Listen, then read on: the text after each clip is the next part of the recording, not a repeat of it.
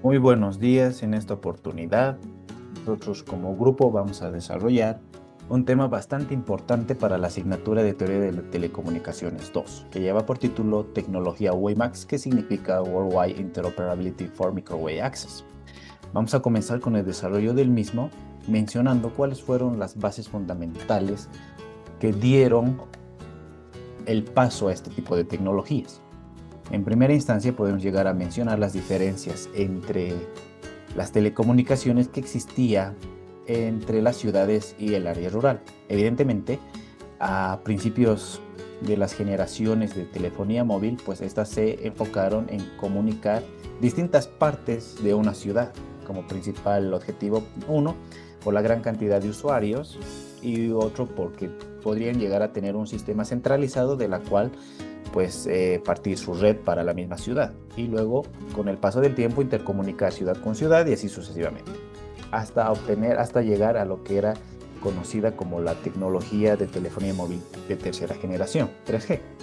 Entonces ya obteniendo toda la base y conocimientos que se llegaron a generar a partir de la primera generación a la tercera generación, ya surgía la necesidad de poder interconectar a aquellas personas que vivían en zonas rurales, porque ya tenían la necesidad de acceder al Internet, servicios básicos, en otras palabras, de telecomunicaciones, como llamar y entrar a Internet, como mencionábamos antes. Es por eso que para las empresas de telecomunicaciones ya era necesario poder, poder implementar este tipo de infraestructuras de telecomunicaciones para ofrecer estos servicios básicos a aquellas personas que vivían en el área rural. Entonces, ¿cuál podía ser la respuesta a todo esto?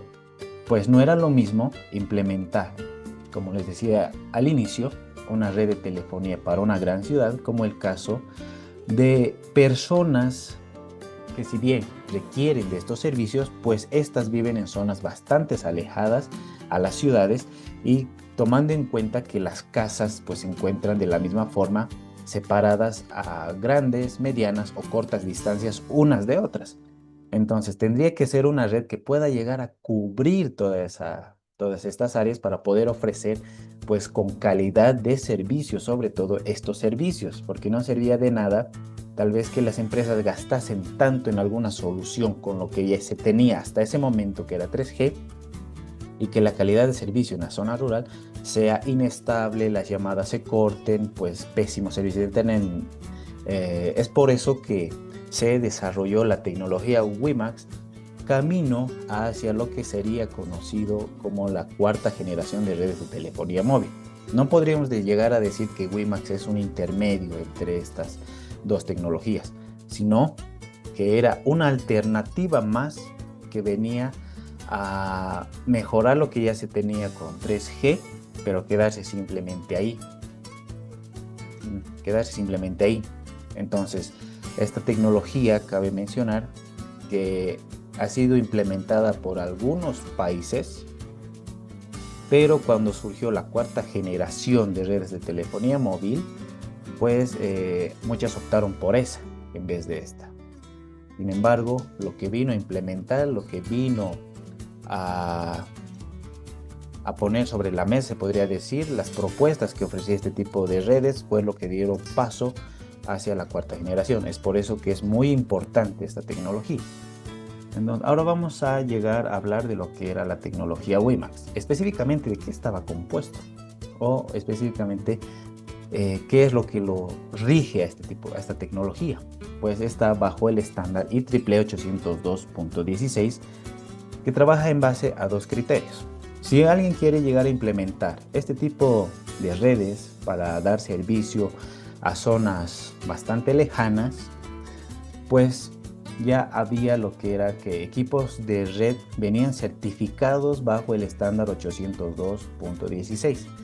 Lo que decía que si usted o alguien llegase a comprar algún equipo de alguna marca que esté trabajando bajo este estándar, pues evidentemente podía llegar a trabajar con la red porque ya tenía los protocolos, todo configurado, pues para poder operar juntamente con las características que marcaba este estándar.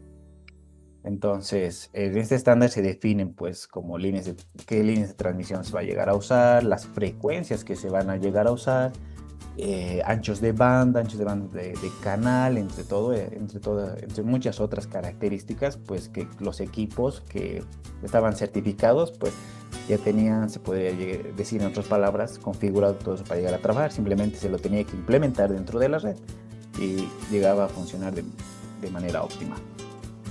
Como segundo punto, pues llegó a ser la evolución de este estándar, que fue 802.16, que apareció el 2001, la versión 16 que apareció el 2002, y así sucesivamente, pues fueron apareciendo con el transcurso de los años mejoras de este tipo de redes hasta llegar al 2009, que era su versión final, el 16G. Cabe recalcar que el 802.16e, que es el 2005, ya buscaba algo más que ofrecer los servicios de telecomunicaciones, sino ofrecer los servicios de telecomunicaciones de área local para cada usuario, como en este caso es conocido la tecnología Wi-Fi. Pero en este caso, empleando lo que era toda la infraestructura perteneciente a la tecnología WiMAX. Entonces, cada uno de la evolución que pasó justamente este estándar, fue lo que llegamos a conocer, o todo se desglosaba en un solo término, que era la WMAN, las redes WMAN, que eran redes inalámbricas de área metropolitana. Entonces buscaban ya abarcar mucho más distancias, se podría decir, para ofrecer los servicios, hacer las comunicaciones a través de enlaces de microondas que viajaban a muy alta frecuencia. Pues gracias a eso podían mandar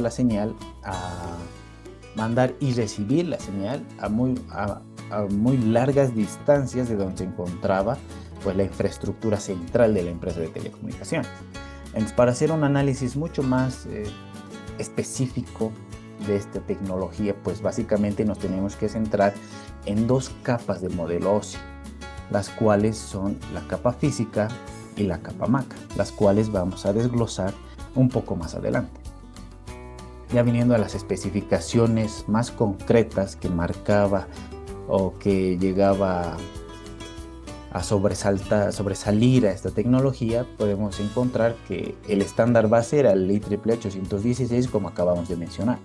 El rango de cobertura llegaba hasta los 50 kilómetros en condiciones ideales, lo cual pues teóricamente nos dice que se podría llegar a establecer 50 kilómetros, pero en la vida real se llegaba a abarcar entre 5 y 10 kilómetros en zonas urbanas, y un poquito más pues para zonas rurales donde se necesitaba justamente ofrecer este tipo de servicios.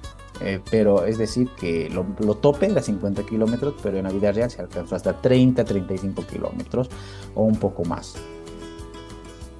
Entre la velocidad de datos se llegaba hasta un máximo teórico de 70 megabytes por segundo en condiciones ideales. Cuando estamos hablando de redes inalámbricas, en las condiciones ideales, pues estamos hablando que las condiciones climatológicas son ideales, es decir, que cuando existe lluvias, existe pérdida cuando hablamos de este tipo de redes. Cuando existe algunas catástrofes naturales que pueden llegar a repercutir en la señal, pues ahí estaríamos hablando de una degradación de la señal. Entonces, en condiciones ideales se llega a considerar que el enlace punto a punto entre la central y lo que es la radiobase que se tiene implementada justo donde el área rural, pues la comunicación es factible, no existen muchas pérdidas y el clima es pues muy bueno para la transmisión y recepción. En cuanto a las frecuencias usadas, se llegó a emplear el 2.3 GHz, el 2.5 GHz, 3.5 GHz y 5.8 GHz, lo cual son frecuencias altas, lo que evidentemente nos da a entender que sí se podía llegar a alcanzar velocidad de datos bastante altas como la que acabamos de mencionar. En cuanto a la modulación que empleaba, pues emplea OFDM, que es Orthogonal Frequency Division Multiplexing. En cuanto a la tecnología, pues existía dos alternativas, que es el punto a multipunto, también conocido como un PMP, y la red mallada, también conocida como Mesh, para abarcar una área bastante grande de extensión, pues para poder abarcar todo eso con la cobertura de una misma red. estamos hablando, ¿no? Ahora pasamos a lo que es la arquitectura. Y aquí nos vamos a basar en el gráfico que podemos visualizar ahí. Y vamos a dar a conocer cuáles son las partes importantes que han tenido que ser tal vez actualizadas en software, o cuáles requieren de algún cambio tecnológico con lo que ya se tenía de lo que era la red 3G para pasarlo a una WiMAX. En primera instancia vamos a hablar de lo que son las MS, que son nada menos que dispositivos de usuario final. En este caso pues puede ser un celular, una laptop, una tablet, de cualquier equipo que tenga la capacidad de establecer una conexión pues con la estación base, ¿no? De manera inalámbrica, claro.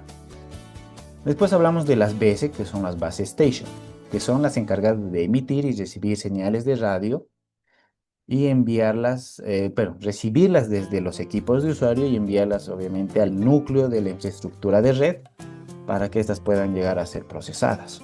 Entonces, uno de los principales puntos característicos de WiMAX era la calidad de servicio, que todo se enfocaba específicamente en la calidad de servicio básica que tendrían que ofrecer. Entonces, cada base station cubre una celda de área WiMAX. Ahora, ya hablando en lo que es Access Network, nos vamos a centrar en esa parte central, es el conjunto de una o varias base station interconectadas. Entonces, va a llegar a proporcionar lo que son los enlaces entre los MS y el resto de la red WiMAX a través específicamente del Access Network, que va a llegar a controlar a cada una de las base station. Y ahora hablando de lo que es el ASNGN, que es Access Service Network, es una compuerta para las estaciones base, que son las BS, y un ASN, que es el Gateway, que básicamente se encarga de la autenticación básica de los usuarios, su control de movilidad dentro de la ASN, la gestión de tráfico y los recursos de acceso.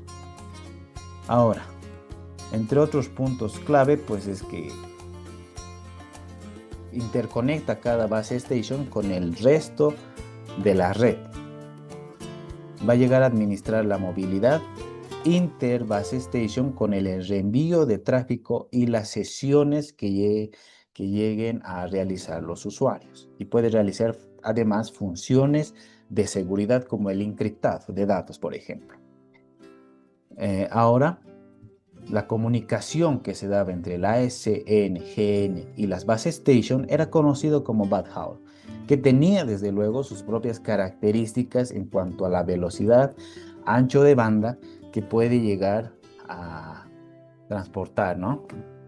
Puede llegar a transportar entre ambas partes.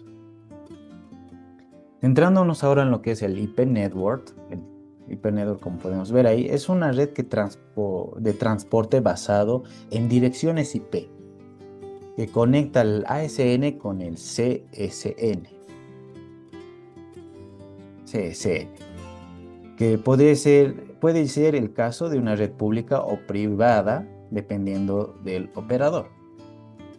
En cuanto al CSN, que significa Connectivity Service Network, es la red lógica que ofrece servicios de conectividad IP, que engloba a todo lo que podemos ver dentro de este círculo, como AAA, que significa autenticación, autorización y accounting, que se encarga básicamente de verificar la identidad del usuario.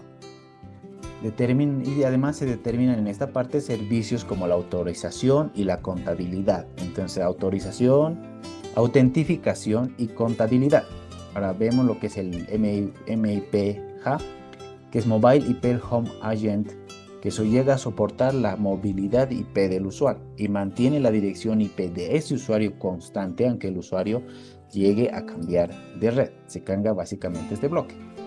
Ahora pasando a este, que es OSS o BSS, es Operation Business Support System, que se encarga de la gestión técnica de la red, como es la configuración, el análisis de fallas y el monitoreo correspondiente.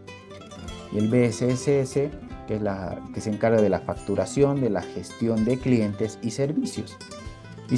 Ahora hablamos del gateway, que es el encaminador del tráfico hacia otras redes de Internet, como puede ser el caso hacia otra red de tercera generación o en este caso hacia una PCTN, por ejemplo, ¿no?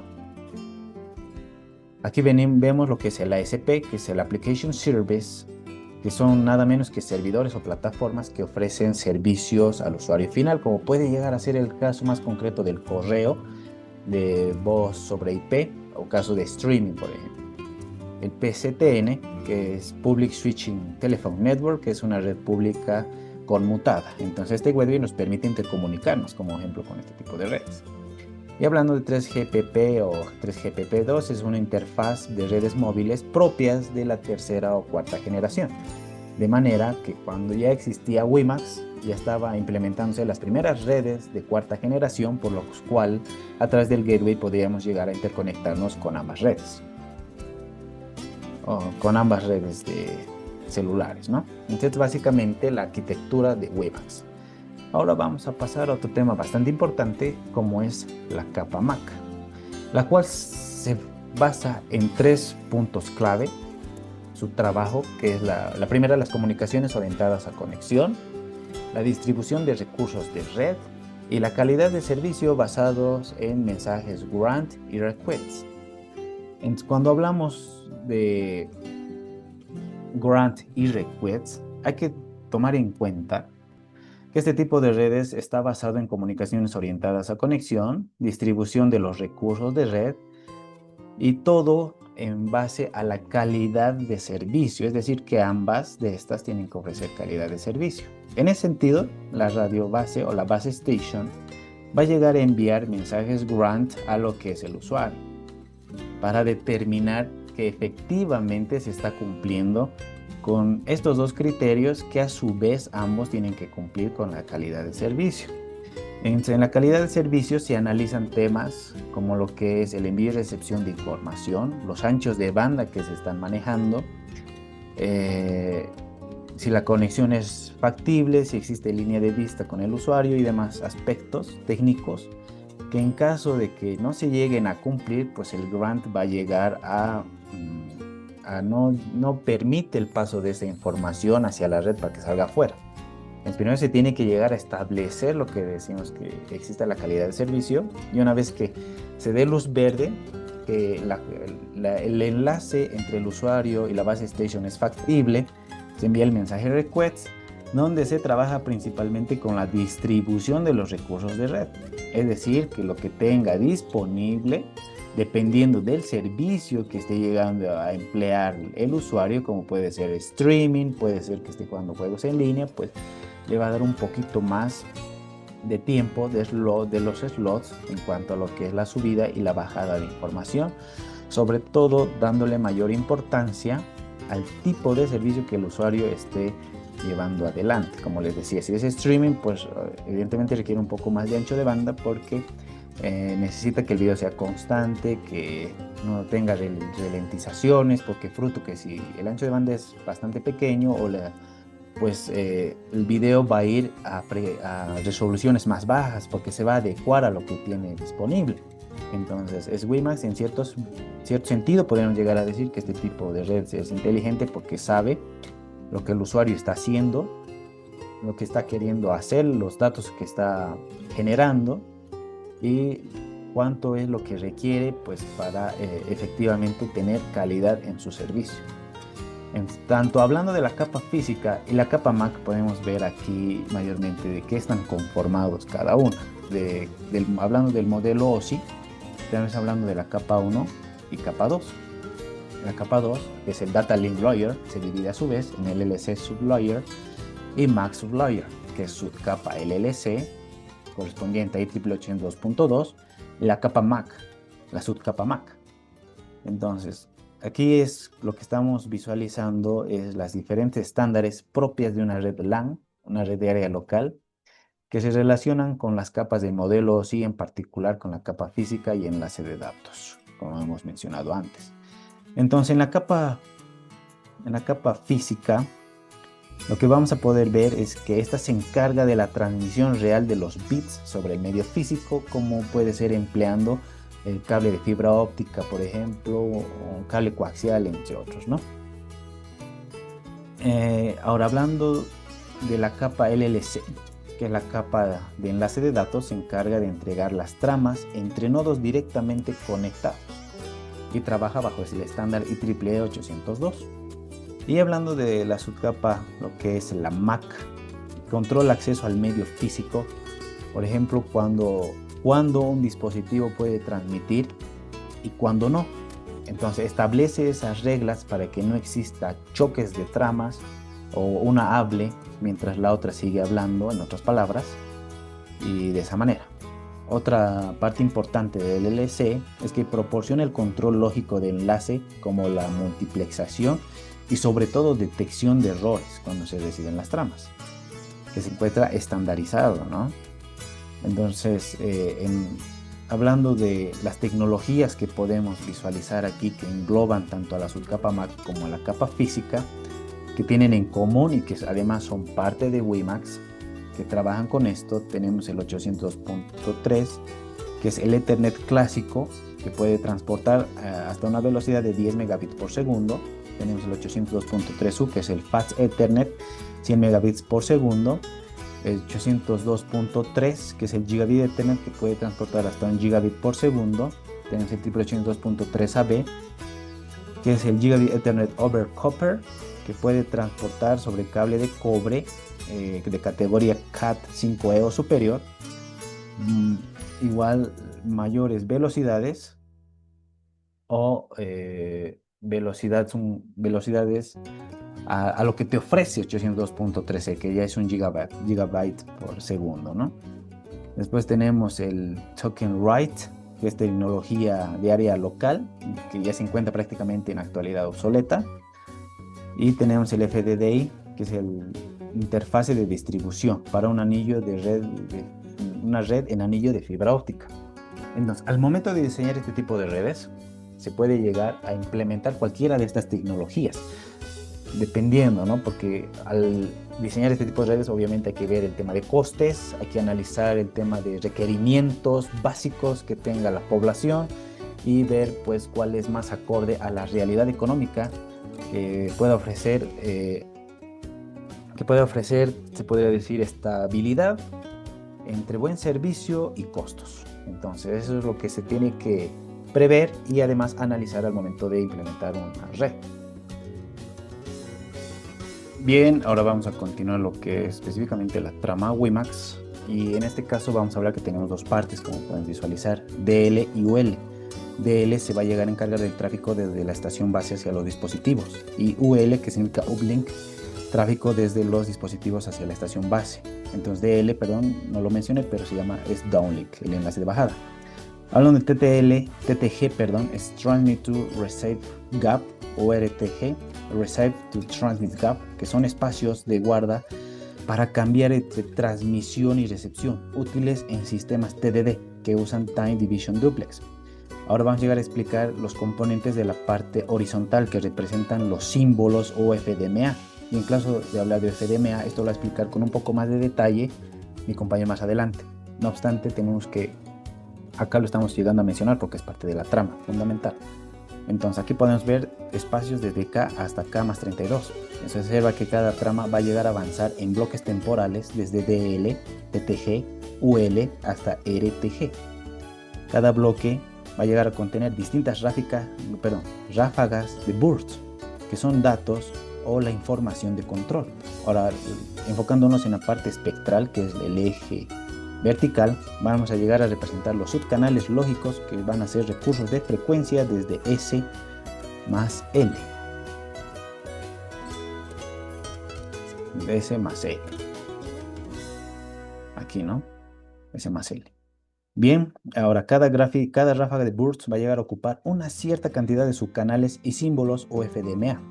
En la sección DL downlink, vamos a hablar en primera instancia de lo que es el preámbulo, que es el primer símbolo o FDMA K, en el que se transmite una señal conocida para la sincronización estimación del canal, identificación de la estación base. Después llegamos a hablar de lo que es el Frame Control Header, que transmite información básica de la estructura del frame. Se encarga de la modulación y la codificación usada, longitud de los mapas siguientes y ubicación de los bursts. Hablando de DL-Map, se encarga del mapa que contiene la descripción del uso de recursos en download. Define dónde empieza y termina cada DL burst. A qué usuario va dirigido cada burst. Ahora hablando de DL1 hasta DL6, van a llegar a ser los bloques para distintos usuarios. El DL1 al 6, como podemos ver aquí, cada uno de ellos son bloques de datos para distintos usuarios. El DL Burst 1 lleva también el nombre de UL-Map, que informa cómo se organiza el canal de subida en la sección. Ahora, TTG, que es el medio, Transmit Receive, Transmit Gap, es el espacio de guarda que permite a la estación base cambiar de modo de transmisión DL a modo de recepción, uplink, para evitar colisiones entre la transmisión y la recepción efectivamente. Ahora, en la sección uplink, que es usado por los dispositivos para la sincronización y la potencia inicial, permite que los dispositivos van a llegar a ajustar su potencia, sincronización y tiempo. Entonces tenemos de UL Burst 1 al UL Burst 5, ¿verdad? Como podemos ver ahí, son ráfagas de datos enviados por los dispositivos a la estación base. La asignación fue previamente analizada y realizada por UL-Map para justamente trabajar en concordancia con esta parte UL. Hablando de RTG, que es Receive, Transmit, Transmission Gap, este espacio es el espacio de guarda que permite a los dispositivos cambiar entre el modo RX, que es la recepción, a TX para la transmitir y viceversa, ¿verdad? Y a continuación tenemos la repetición del inicio que acabamos de mencionar. Entonces, después del RTG, la siguiente trama comienza otro preámbulo y las demás partes correspondientes que hemos llegado a mencionar, repitiendo nuevamente el ciclo. Entonces esto sucede cada vez que nosotros o que una persona va a llegar a enviar datos y llega a ser la comunicación que se da entre la estación base y el usuario. Pasamos a los servicios de planificación, que básicamente se basa en estos 5 puntos. En los servicios de planificación, como hemos dicho, la red WiMAX tiene el objetivo de ofrecer todos estos servicios que podemos visualizar en el gráfico. Quiero ofrecerte servicio a la zona rural, quiero ofrecer servicio a la zona urbana, quiero ofrecer servicio de manera específica a un local que pueda generar su propia red de área local a través de la tecnología WiMAX y la tecnología Wi-Fi. Quiere hacerlo en grandes ciudades, enfocado a empresas y a la industria. Pero ¿cómo lo puede hacer eso? Porque no todas van a tener los mismos requerimientos de ancho de banda de velocidades. Entonces lo hace a través de los servicios de planificación. Por ejemplo, lo vamos a mencionar y explicar a grandes rasgos porque evidentemente cada uno de ellos tiene una información técnica bastante extensa, ¿no? Cada uno.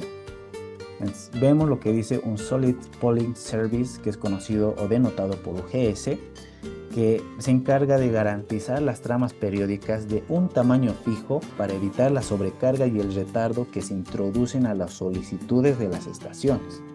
Y puede emplearse, por ejemplo, para proporcionar conexiones E1 y T1 y voz sobre IP para transmitir datos de manera asegurada bajo una tasa de transmisión mínima y baja latencia, que está buscando, como mencionamos antes, la calidad de servicio. Ahora, Real Time Polling Service, que es el RTPS, se encuentra diseñada para cursar tráfico en tiempo real, con paquetes periódicos de tamaño variable, como sucede con el video confinado, por ejemplo, en un formato bajo como puede llegar a ser MPEG. En ese caso, la estación suscriptora va a llegar a hacer la reserva de una ranura, en este caso el slot, para solicitar ancho de banda periódicamente, especificando el tamaño deseado para el intervalo de transmisión. Es por eso que les decía que está enfocado a distintos servicios y la red es lo suficientemente inteligente para implementar una de estas dependiendo de lo que esté queriendo hacer el usuario. Si está queriendo ver streaming, está queriendo hacer una videollamada, si está enviando simplemente mensajes, entonces te sabe cómo distribuir sus recursos. Ahora, Extended RTPS, que representa una de las ventajas en comparación a estos dos, pues garantiza intervalos de transmisión para proporcionar mecanismos para que la estación suscriptora solicite cambiar el tamaño del intervalo de transmisión, asignando a esa conexión el enlace ascendente. De esa manera logra reducir, en otras palabras, lo que podría llegar a ser la sobrecarga en tiempo, que facilita el mejor aprovechamiento de la banda que se encuentre disponible para el usuario. Ahora, la clase No Real Time Polling Service, que es no RTPS, proporciona de forma regular la oportunidad de solicitar intervalos de transmisión, garantizando que la conexión deba cursar solicitudes de ancho de banda, incluso si la red se encuentra congestionada. De este modo se va o consigue la red asegurar una tasa mínima de transmisión. Ahora, el Best Effort Service, que denotado por BE, las estaciones base deben solicitar siempre intervalos de transmisión para sus conexiones. Y cuando la red se encuentre muy congestionada, como puede ser el caso de una gran ciudad, se verán obligadas a competir con otras estaciones para enviar dicha solicitud. Esta clase de servicio no va a llegar a garantizar ningún parámetro de la comunicación de calidad de servicio. Entonces, el problema se encuentra cuando realmente existe una gran cantidad de usuarios que estén queriendo pues subir y descargar archivos, ¿no? Todos al mismo tiempo. Uno quiere llamar, otro quiere ver streaming. Eso es el caso más conflictivo que se puede dar en el caso de las grandes ciudades. Finalmente, de mi parte, vamos a hablar de la capa física y de los 4 puntos que se pueden llegar a trabajar con la capa física. Si bien hemos mencionado que la capa física se encarga de ver aspectos técnicos para el envío de bits por una línea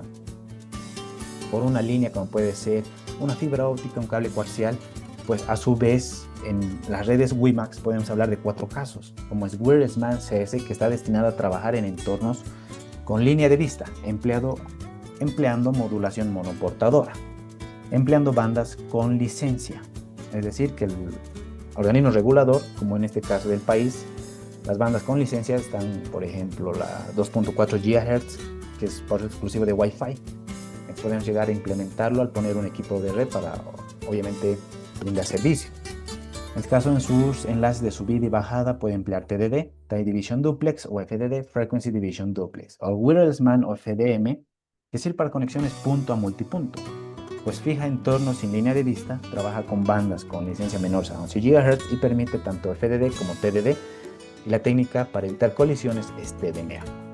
Ahora, Wireless MAN o DMA va a llegar a trabajar en el mismo rango de frecuencias que el anterior, en este caso pero ahora aprovecha las ventajas que ofrece OFDMA por temas de consumo de energía principalmente y tasa de transferencia. Emplea la técnica de acceso al medio TDMA o FDMA.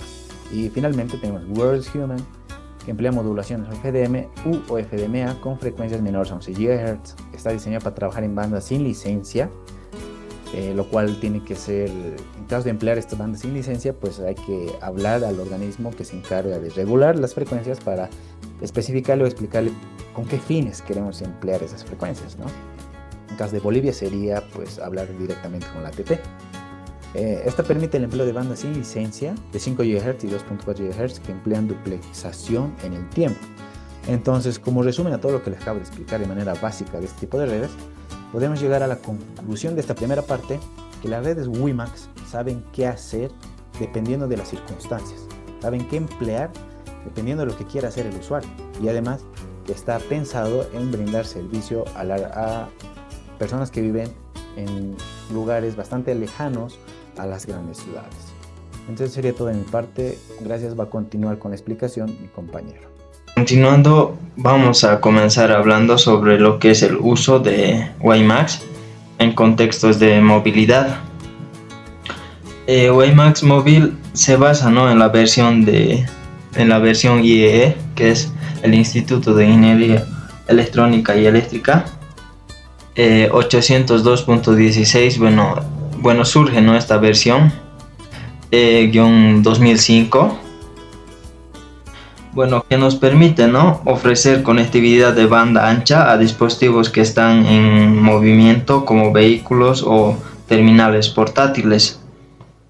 Una característica clave de esta versión es el soft handover y bueno, que permite, ¿no?, cambiar de estación base sin perder la conexión. Y bueno, esto es especialmente útil para aplicaciones como videollamadas o voz mientras nos movemos. Y bueno, sin embargo, en entornos móviles existen limitaciones que, bueno, los dispositivos deben ser pequeños como antenas omnidireccionales y operan con baterías de baja potencia, ¿no? Esto reduce su alcance, especialmente si se usan en interiores. Y bueno, en cambio, las aplicaciones como B2B, que es vehículo a vehículo, y el B2.1, que es el vehículo, bueno, B2I es, ¿no? Vehículo a infraestructura. Tienen más potencial porque los vehículos pueden usar antenas más grandes y más potencia, lo que mejora la conexión, ¿no?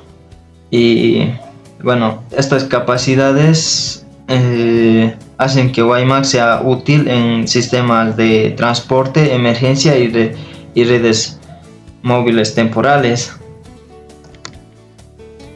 Ahora vemos WiMAX para zonas rurales. Bueno, WiMAX también tiene, ¿no?, un impacto muy positivo en zonas rurales. Primero, desde el punto de vista demográfico, permite, ¿no?, llevar la conectividad a comunidades aisladas, aumentando así el número de usuarios que pueden beneficiarse del acceso a Internet. Y desde el punto de vista económico, el WiMAX impulsa, ¿no?, pequeños negocios, mejora el acceso a la educación y fomenta el desarrollo local, ¿no? Y en cuanto al impacto, permite, ¿no?, el acceso a servicios de salud, educación y comunicación, como ayudando a reducir la brecha digital, ¿no? Bueno, en resumen, ¿no?, la implementación de WiMAX ha sido una herramienta poderosa, ¿no?, para transformar posteriormente la vida de muchas comunidades que anteriormente estaban completamente desconectadas. Ahora, los motivos para usar WiMAX en estos entornos. Bueno, ahora bien, ¿por qué deberíamos considerar usar WiMAX tanto en zonas rurales como en escenarios de movilidad? En movilidad ofrece, ¿no?, una gran cobertura, alta velocidad, baja latencia y soporte para roaming, lo que lo hace ideal para usuarios en movimiento, ¿no? Y en zonas rurales, sus beneficios son un bajo costo de instalación, facilidad de despliegue y robustez para enfrentar condiciones difíciles, ¿no? Bueno, de hecho, muchos usuarios y expertos destacan, ¿no?, estos beneficios. Un testimonio afirma, ¿no?, que WiMAX transformó nuestra operación móvil brindando una conectividad sin precedentes. Ahora, las ventajas de WiMAX. Aquí vemos las principales, de una forma resumida, las principales ventajas de WiMAX, ¿no? Tiene una gran cobertura geográfica, llegando a lugares donde otras tecnologías, no llegan.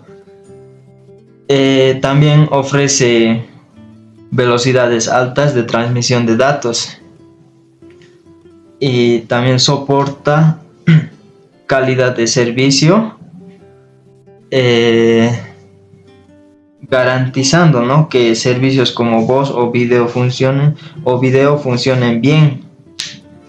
También integra lo que es funciones de seguridad como cifrado y autenticación. Y bueno, funciona tanto para conexiones fijas como móviles. Y bueno, además puede operar en bandas licenciadas o libres, adaptándose a distintos entornos. Bueno, como toda tecnología, ¿no?, WiMAX también tiene sus desafíos. En cuanto a la complejidad, requiere, ¿no?, equipos más sofisticados, lo que puede aumentar los costos de diseño e instalación. Bueno, es sensible a errores de sincronización, por lo que se necesita una red muy precisa. En dispositivos móviles el consumo de energía es más alto, lo cual afecta la duración de la batería. Comparado con otras tecnologías, puede consumir hasta un 15% más y tener una tasa de error también ligeramente superior en condiciones desfavorables. Bueno, finalmente hablemos, ¿no?, de las limitaciones que impone el propio ecosistema de WiMAX, los problemas impuestos por el ecosistema.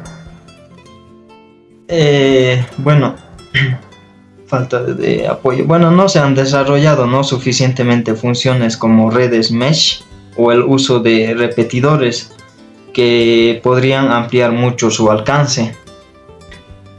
Y bueno, hay poco impulso para usar WiMAX en bandas sin licencia, lo cual limitaría costos. Bueno, además, ¿no?, de que WiMAX es vista principalmente como una tecnología para grandes operadores, lo cual ha frenado, ¿no?, su adopción en entornos más pequeños.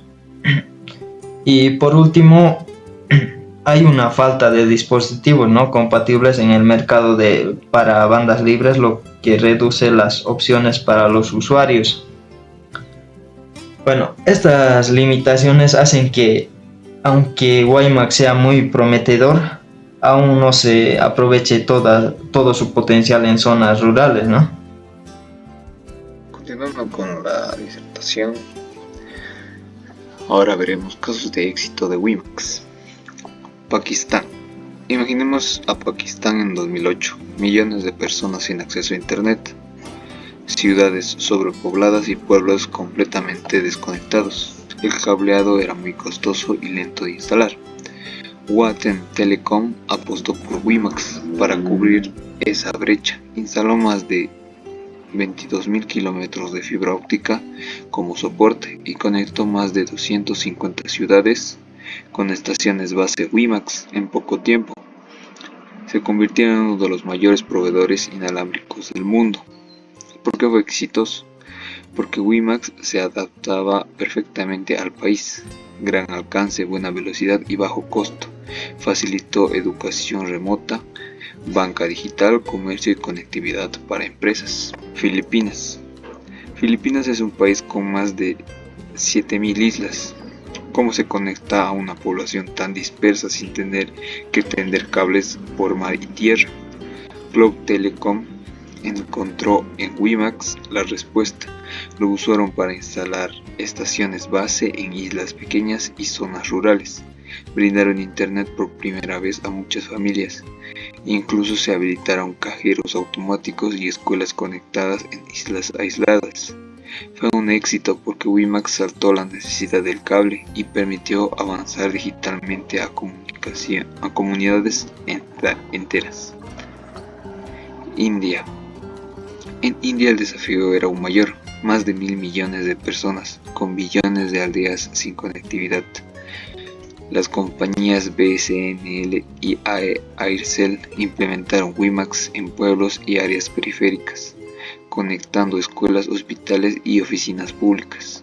WiMAX se volvió una herramienta clave para reducir la brecha digital y democratizar el acceso a la información. Bolivia, Entel. Bolivia, con sus altos Andes y selvas del oriente, tenía comunicaciones rurales completamente aisladas. Entel usó WiMAX como una solución de última milla. Instaló estaciones en cerros y colinas para cubrir decenas de pueblos sin infraestructura. Con WiMAX muchas comunidades accedieron por primera vez a Internet, educación a distancia y trámites digitales. Sudáfrica, Centech. Después del apartheid, muchas zonas pobres y rurales seguían desconectadas del mundo. Centech, empresa estatal, implementó WiMAX para integrar digitalmente a estas poblaciones. Fue clave para promover inclusión social y económica en comunidades históricamente marginadas. En Rusia, Yota. Rusia tiene una geografía enorme y un clima extremo. Cables subterráneos no eran viables en muchos lugares. Yota implementó WiMAX en ciudades grandes como Moscú y pueblos industriales. WiMAX fue una solución estable y rápida y confiable, incluso en condiciones difíciles de nieve, hielo y distancias. En conclusión, WiMAX no fue una moda ni una promesa tecnológica que pasó sin pena ni gloria. En muchos países fue la única forma de estar conectados. Transformó realidades, brindó acceso a oportunidades y permitió que comunidades enteras se integren al mundo digital. Ahora veremos un ejemplo en MATLAB de una simulación con modulación OFDM usando QPSK como modulación digital. Este código genera datos aleatorios, modulación QPSK, OFDM, un canal de ruido y la demodulación y cálculo de tasa de error de bit, el BER. Bueno, empezamos cerrando todo, limpiando todo. Aquí están los parámetros para el sistema, número de soportadoras, longitud del periférico, número de símbolos para el OFDM, rango para el BER, un vector para almacenarlo.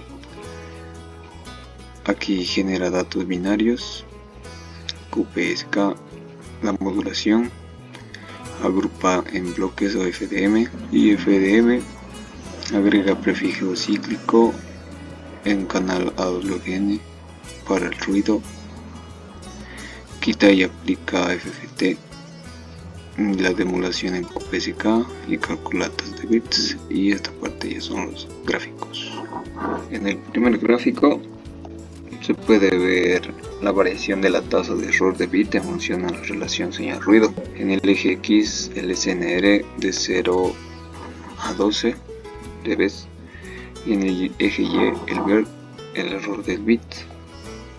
Este gráfico sirve para evaluar el desempeño del sistema. Un sistema más robusto tendrá una curva que baja más rápido, mejor BER con menos SNR. En este segundo gráfico es una proporción. Las primeras 200 muestras de la señal OFDM transmitida antes de entrar al canal. La curva azul representa la parte real de la señal y la roja representa la imaginaria. Sirve para observar cómo es la forma de onda real que transmite por el aire. En WiMAX y OFDM en general, esta señal tiene alta variación de potencia, lo cual puede ser un problema para amplificadores. Y en esta última imagen se puede ver un diagrama de constelaciones. Cada punto representa un símbolo de QPSK recibido después del canal y el FFT. Se grafican los valores complejos de los símbolos, y aquí es parte real y parte imaginaria. Muestra cómo el canal distorsiona los símbolos transmitidos. Si los puntos están bien agrupados, es fácil tomar decisiones correctas al demodular. Baja BER. Si algunos puntos están esparcidos, hay más errores y alto BER. Ahora un ejemplo en Simulink de OFDM. Explicación de los bloques. Tenemos el Random Integrate, que esto va a generar bits aleatorios de 0 a 1, que representa la información a transmitir. Aquí adentro tiene una configuración que por el momento no puedo mostrar. El BPSK que modula los bits binarios en símbolos de 0 a 1. El Select Route selecciona las subportadoras activas que van a ser transportados. El Zero Insertion, este es un MUX manual que inserta ceros en las subportadoras no usadas, que son estas, y solo vamos a utilizar 4 subportadoras. El FFT, el transformador de Fourier. Este es el canal que va a agregar el ruido, la atenuación. El FFT del receptor. Luego la selección a través de los canales, aquí se puede utilizar 4. Al BPSK, que va a demodular, y esto se va a ir al espectro, al analizador de espectro. Y aquí vamos a calcular la tasa de errores que hay de los enviados, llegada, recibida y transmitida. Este es un buffer para verla. Aquí vemos lo que nos da el analizador de espectro, que nos da la trazabilidad, que es la potencia máxima de la frecuencia, y la azul la potencia actual de cada frecuencia, ¿no?, que estamos teniendo de las subportadoras, de las 4 que están. Y acá se puede ver el diagrama de constelaciones de la señal BPSK.